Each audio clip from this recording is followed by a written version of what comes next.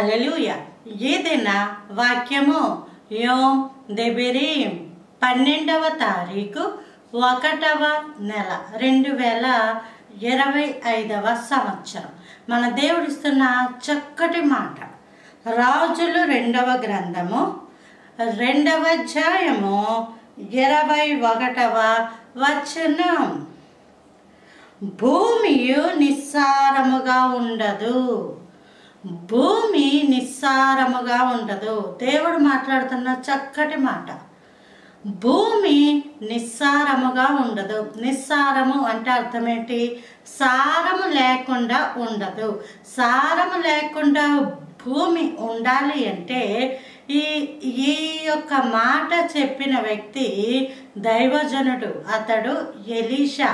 అతని కాలంలో ఆ పట్టణాన్ని చూపిస్తూ అక్కడున్న ప్రజలు అంటారు, దైవజనుడా, ఈ పట్టణము చూడడానికి రమ్యముగా ఉంది కానీ ఇందులో నీళ్లు మంచివి కావు, అందువల్ల భూమి నిస్సారముగా ఉంటుంది అన్నప్పుడు దైవజనుడు క్రొత్త పాత్రలో ఉప్పు వేసి నా దగ్గరికి తీసుకుని రండి అని చెప్పగా కొత్త పాత్రలో ఉప్పు వేసి దైవజనుని యొద్దకు తీసుకుని వెళ్ళగా దైవజనుడు ఆ నీటి ఊట ఎక్కడి నుంచి అయితే నీరు వస్తుందో ఆ నీటి ఊటలో ఆ ఉప్పు వేయగా నీళ్లు బాగుపడెను, నీళ్లు స్వస్థత నొందెను, ఇక భూమి నిస్సారముగా ఉండదు అని దైవజనుడు మాట్లాడినటువంటి మాట.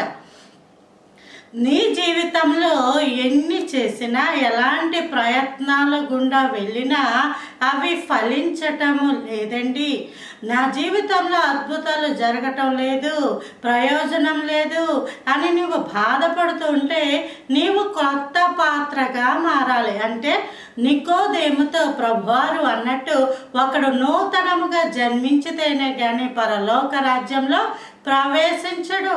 నూతనమైన అనుభూతి, నూతనమైన జీవితం, నూతనమైన మనస్సు, నూతనమైన మార్పు, నూతన చూపు, నూతన మాట, నూతన బ్రతుకు, నూతనమైన పరిశుద్ధులైన ఆత్మీయమైన స్నేహాలు, ఇటువంటి బ్రతుకును అలవర్చుకున్నప్పుడు ప్రతిరోజు దీని యందు అభ్యాసము కలిగి ఉంటున్నప్పుడు మన జీవితాలన్నీ నూతనంగా మారుతాయి. ఎప్పుడైతే నూతనంగా మారుతాయో దేవుడే అన్నాడు, మీరు లోకమునకు ఉప్పై ఉన్నారు. సారము మనలోనే ఉంది. ఈ సారాన్ని మనమే తీసుకొని ప్రార్థించినప్పుడు, దాని గురించి ప్రవచించినప్పుడు ఆ జీవితాలు అద్భుతంగా మారతాయి, వారి బ్రతుకులు అద్భుతంగా మారతాయి, వారి ద్వారా అనేక మంది దీవించబడతారు. అట్టి కృప అనుగ్రహించును కాక. Praise the lord. ఆమేన్.